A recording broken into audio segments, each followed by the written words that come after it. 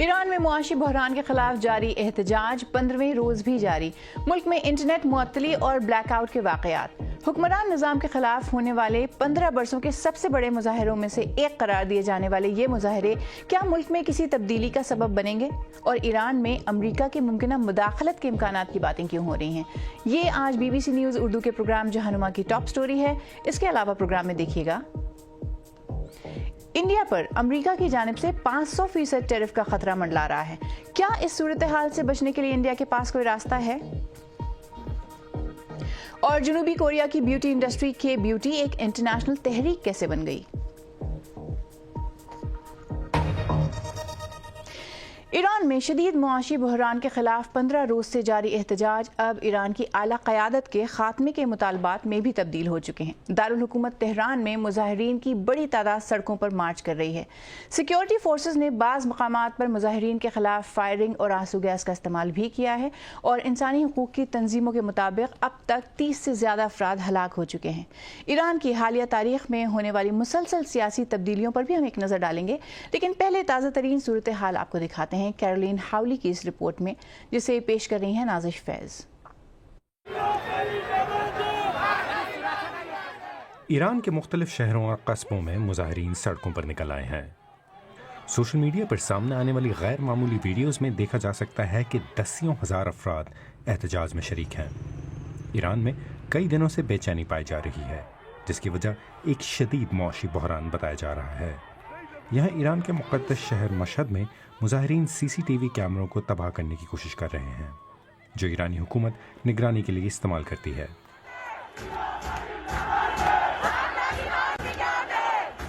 کئی مظاہرین بادشاہت کی بحالی کا بھی مطالبہ کر رہے ہیں، جسے 1979 میں ختم کر دیا گیا تھا۔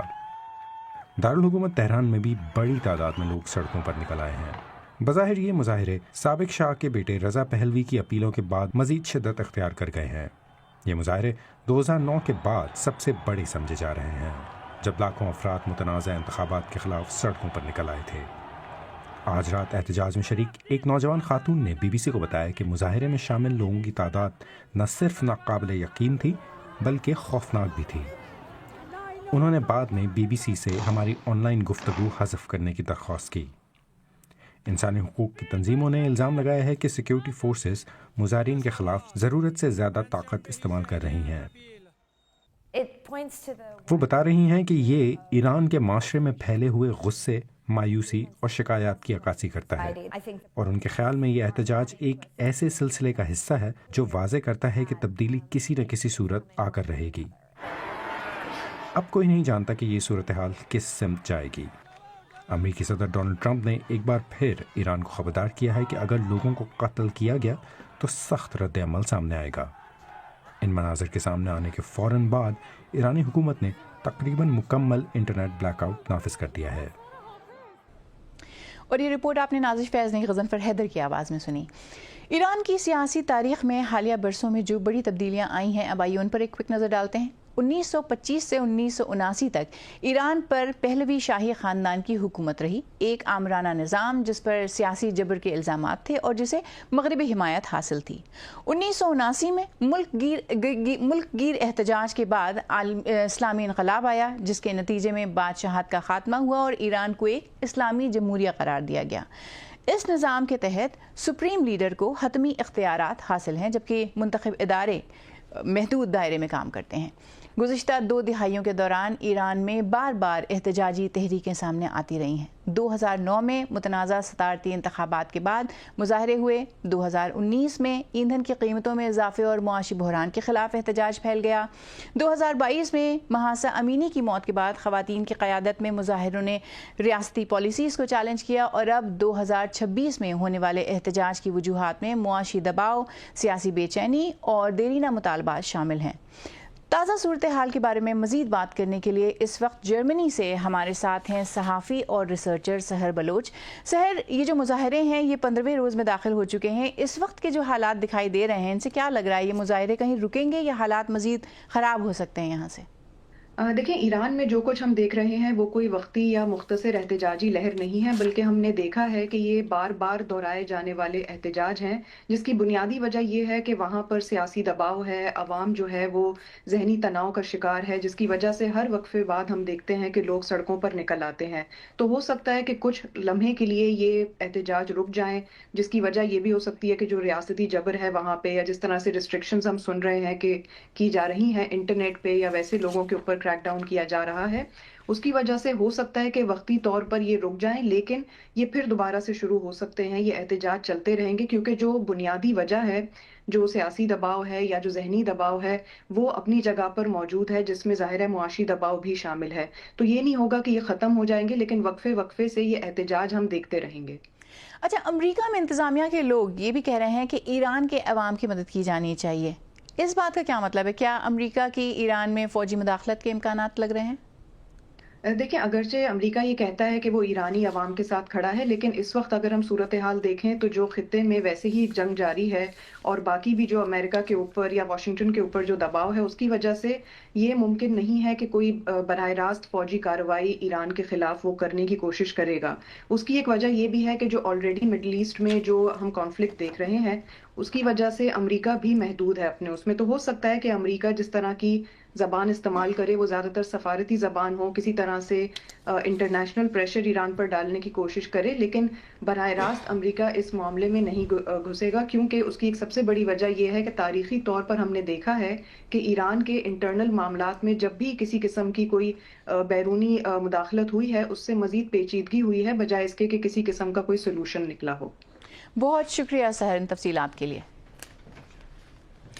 इंडिया एक बार फिर मुमकिना इजाफी अमरीकी टैरिफ की जद में है। अमरीकी सदर डोनाल्ड ट्रंप ने एक ऐसे मुजवज़ा बिल को मंजूरी दे दी है जो अगर अमरीकी कांग्रेस में पास हो गया तो रूस से सस्ते तेल, गैस और यूरेनियम खरीदने वाले ममालिक पर 500% तक टैरिफ नाफिज किया जा सकेगा, और इस प्रपोज्ड बिल से सबसे ज़्यादा मुतासर होने वाले ममालिक होंगे इंडिया, चाइना और ब्राज़ील। रशियन सैंक्शन बिल नाम के इस बिल को द लिंडसे ग्राहम बिल भी कहा जाता है, क्योंकि इसे रिपब्लिकन सेनेटर लिंडसे ग्राहम ने पेश किया है। ये बिल इंडिया के लिए किस तरह तकलीफ का बायस हो सकता है, इस बारे में सोशल मीडिया पर खूब बात हो रही है। बुध को सेनेटर लिंडसे ग्राहम ने सोशल प्लेटफॉर्म एक्स पर बताया कि एक तफसीली गुफ्तगू के बाद सदर ट्रंप ने उनके इस बिल को ग्रीन सिग्नल दे दिया है। साथ ही उन्होंने ये भी कहा कि ये बिल सदर ट्रंप को उन ममालिक को सजा देने की इजाज़त देगा जो सस्ता रूसी तेल खरीद कर रूस की वॉर मशीन को तक़वियत दे रहे हैं। इस बारे में सोशल मीडिया पर ये सवाल भी किए जा रहे हैं कि आखिर सदर ट्रंप के लगातार इस किस्म के फैसलों की कोई हद भी है या नहीं। साथ ही ये बात भी हो रही है कि इस फैसले के मोदी हुकूमत के लिए क्या माने हो सकते हैं।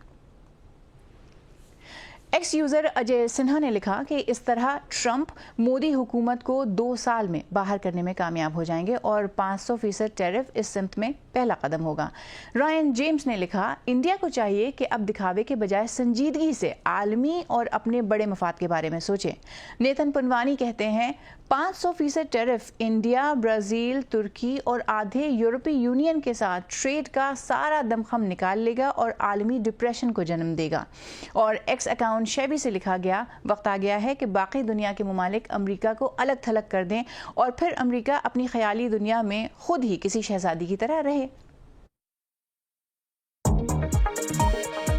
और अब एक नजर डालते हैं दुनिया भर की बाकी खबरों पर। कोलंबिया के सदर गुस्तावो पेट्रो ने बीबीसी को बताया कि वो समझते हैं कि अब कोलंबिया के खिलाफ अमरीकी फौजी कार्रवाई का हकीकी खतरा मौजूद है। पेट्रो का कहना था कि अमरीका का दूसरी रियासतों के साथ रवैया ऐसा है जैसे वो अमरीकी रियासत का हिस्सा हों। कोलंबिया के सदर का ये बयान उस वक्त सामने आया है जब सदर ट्रंप ने कोलंबिया के खिलाफ फौजी कार्रवाई के इम्कानात को रद्द नहीं किया है। वेनेजुएला पर अमरीकी हमले और निकोलास मदुरो की गिरफ्तारी के बाद अमरीकी सदर डोनाल्ड ट्रंप ने कहा कि कोलंबिया को निशाना बनाने वाली फौजी कार्रवाई का ख्याल अच्छा है। अमरीकी नायब सदर JD वैंस का कहना है कि यूरोप को ग्रीनलैंड के मामले पर सदर ट्रंप की बात को संजीदगी से लेना चाहिए। सदर ट्रंप ने डेनमार्क से इस खुद मुख्तार इलाके को खरीदने की तजवीज़ दी थी और यहाँ तक कि इसे कंट्रोल करने के लिए फौजी कार्रवाई करने का इंदिया भी दिया था। इन दोनों ममालिक की अमरीकी वज़ीर ख़ारजा मार्को रूबियो से अगले हफ्ते मुलाकात मुतवक्किल है और डोनाल्ड ट्रंप का कहना है कि ये इलाका अमरीकी कौमी सलामती के लिए बहुत अहम है। ایلون مسک کی کمپنی ایکس نے اپنی فوٹو ایڈیٹنگ کی سہولت بند کر دی ہے جو زیادہ تر صارفین کے لیے دستیاب تھی۔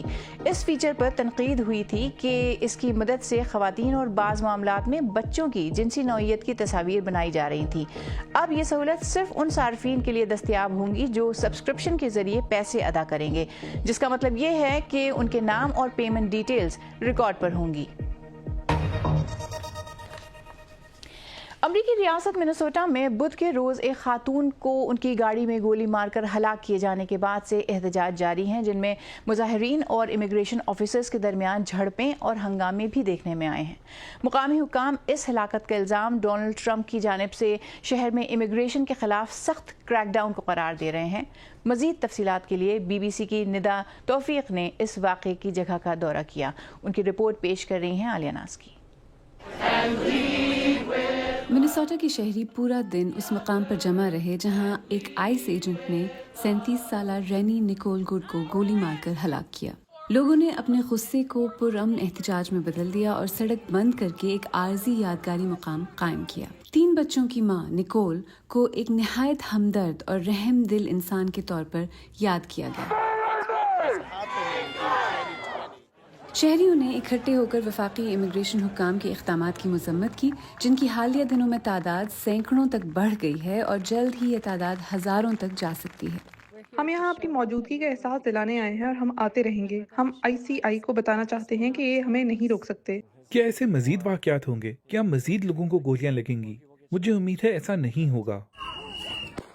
اس ہلاکت کی کئی زاویوں سے ویڈیو بنائی گئی اور ہر فریم کو صدر ٹرمپ سمیت سب نے باریک بینی سے دیکھا اور پرکھا، مگر اس کشیدہ سیاسی ماحول میں متضاد بیانیے سامنے آ رہے ہیں۔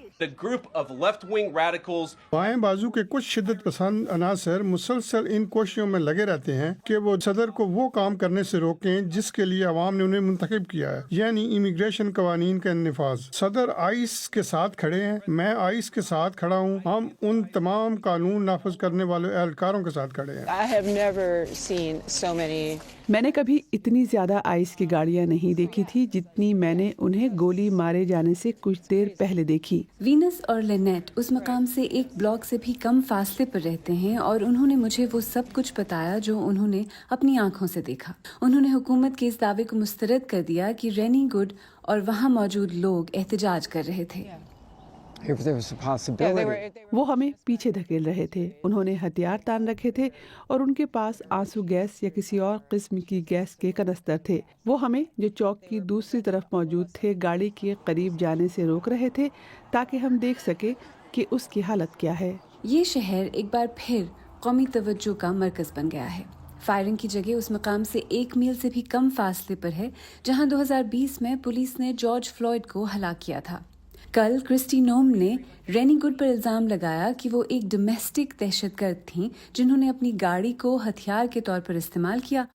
یہ ایک تجربے کار افسر ہیں جس نے اپنی تربیت کے مطابق عمل کیا، اور ہم اس واقعے کی مکمل تحقیقات کو آگے بڑھنے دیں گے اور ایسی طاقت کے استعمال کے معاملات میں طے شدہ طریقہ کار پر عمل جاری رکھیں گے۔ آئس افسران کو گرفتاری کے لیے وارنٹ کی ضرورت نہیں ہوتی اور اگر کوئی مزاحمت کرے تو انہیں مناسب اور ضروری طاقت استعمال کرنے کی اجازت ہوتی ہے۔ اور آج کل عام سننے میں آتا ہے کہ گلاس سکن یعنی شیشے جیسی چمکتی سکن چاہیے تو کورین سکن کیئر پروڈکٹس کا استعمال کیجیے۔ اور کورین کمپنیاں ایسی بہت ساری ترکیبوں کا دعویٰ کرتی ہیں جو یونیک ہیں، مثال کے طور پر سنیل یعنی گھونگے سے ملنے والے افراز سے سکن کی نمی لوٹانا۔ ان کی پاپولیرٹی کا عالم یہ ہے کہ جنوبی کوریا امریکہ کو پیچھے چھوڑتے ہوئے فرانس کے بعد دنیا کا دوسرا سب سے بڑا کاسمیٹک ایکسپورٹر بن گیا ہے۔ تو اس کامیابی کا راز کیا ہے، یہی جاننے کی کوشش کی بی بی سی کی ایشیا بزنس کورسپونڈنٹ سرنجنا تیواری نے۔ یہ کاروبار عروج پر ہے۔ گزشتہ سال جنوبی کوریا کی کمپنیوں نے دنیا بھر کے صارفین کو $10 بلین مالیات کی بیوٹی پروڈکٹس فروخت کی۔ اس میں شک نہیں کہ کے بیوٹی کی ہر جگہ دھوم ہے اور اس کے پروڈکٹس دنیا بھر میں اس قدر مقبول ہو چکی ہیں کہ اب وہ سیفورا، بوٹس اور والمارٹ جیسے عالمی سٹورز پر دستیاب ہے۔ جنوبی کوریا کی ٹیکنالوجی نے جلد کا فارمولیشن، ٹیکسچر کے تجربے اور مجموعی حسی تجربے کو اس طرح بہتر بنایا ہے کہ وہ سوشل میڈیا کے لیے انتہائی زبردست ہو گیا ہے۔ के ब्यूटी हर जगह है और जब आप इस जैसे बड़े रिटेल स्टोर में आते हैं तो आपको अंदाजा होता है कि ये इंडस्ट्री कितनी बड़ी है। एक अंदाजे के मुताबिक 30,000 ब्रांड्स मुनफरिद अज्जा का इस्तेमाल करते हुए मुसलसल जदीद और नई मसनूआत तैयार कर रहे हैं। और ये सिर्फ बड़े कोरियाई नाम नहीं हैं, आज़ाद ब्रांड्स भी यहाँ और पूरी दुनिया में मकबूलियत हासिल कर रहे हैं। ऐसे पुरहजूम बाजार में शदीद कंपटीशन ने कीमतों की जंग को जन्म दिया है, लेकिन इसका मतलब ये भी है कि सार्फिन को आला मेयार की मसनूआत तक रसाई हासिल है जो सस्ती भी हैं। अमोरे पैसिफिक जनूबी कोरिया की सबसे बड़ी ब्यूटी कंपनी है। सोल से बाहर इसकी फैक्ट्री में खुद कार प्रोडक्शन लाइनें ऐसी मसनूआत तैयार कर रही हैं जिनमें इन्फ्लुएंसर्स और मशहूर शख्सियात की दिलचस्पी है। लेनेश वाटर स्लीपिंग मास्क इतना मशहूर है कि दुनिया में हर 13 सेकंड में एक यूनिट फरोख्त होता है। लेनेश के अलावा अमोरे पैसिफिक दूसरे मारूफ ब्रांड्स जैसे इनीस फ्री और कॉस आरएक्स के भी मालिक हैं। के ब्यूटी रातों रात इतना बड़ा ब्रांड नहीं बना। ये गुज़िश्ता 20 बरसों में के कल्चर के उरूज के साथ साथ परवान चढ़ा और हमारा यकीन है कि ये कोई वक्ती रुझान नहीं बल्कि एक मेन स्ट्रीम मूवमेंट है जो तवील अरसे तक कायम रहेगा। गुज़िश्ता साल हमारी 80 साल तारीख में पहली बार अमूर पैसिफिक ने शुमाली अमेरिका में चीन से ज़्यादा बिजनेस किया। जनूबी कोरिया में वसी माहौलियाती निज़ाम लागत को कम रखता है और इसका मतलब है कि कंपनियां 6 माह से कम अरसे में मसनूआत को तेज़ी से लॉन्च कर सकती हैं, जिसमें मगरबी ब्रांड्स को कई साल लग सकते हैं। दिसंबर में जनूबी कोरिया की हुकूमत ने पहली मरतबा के ब्यूटी को सरकारी तौर पर हिकमत अमली के लिहाज से कौमी असासे के तौर पर इस्तेमाल किया। इसने आलमी सतह पर के ब्यूटी की चमक दमक बरकरार रखने के लिए मैन्युफैक्चरिंग में मदद करने, बरामदात को फ़रोग़ देने और सरमायाकारी का वादा किया है। तो आज प्रोग्राम में इतना ही। मज़ीद खबरों और हमारे लाइव पेज के लिए आप जानते हैं हमारी वेबसाइट bbc.com/urdu हाजिर है। इसके अलावा आप BBC न्यूज़ उर्दू के सोशल मीडिया पेजेस पर भी हमें फॉलो कर सकते हैं। आज प्रोग्राम में इतना ही। समरा फातिमा को इजाज़त दीजिए।